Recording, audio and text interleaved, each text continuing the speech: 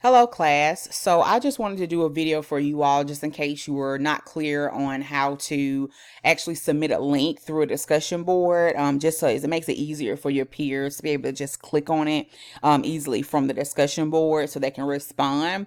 Also, it'll help you too if you're just not familiar with submitting to discussion boards. But I wanted to show you real quick. So all you have to do is when you go to week 2, you'll see at the bottom, it has where you can submit for your discussion board. So when you click on it, you should already have a copy of your link. Now you can either click share from the Animoto video and it'll give you a link and you can copy from there.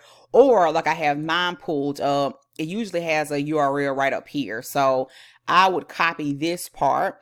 Now with Blackboard, sometimes it doesn't work when you just do right click copy. You may have to actually go to your computer. And what happens is that you would click Control C from your keypad. So then I would go back, click create thread. So in your subject line, you'll put your name, and whatever else you decide to say. After that, you'll click within the actual box. So here you would have to click Control V, V as in video. There you go. So you'll do Control V. All right, that would actually make it into a link. However, if for some reason yours is not working, you can highlight it, click this little symbol right here, and you can copy and paste it again into the link path, click insert.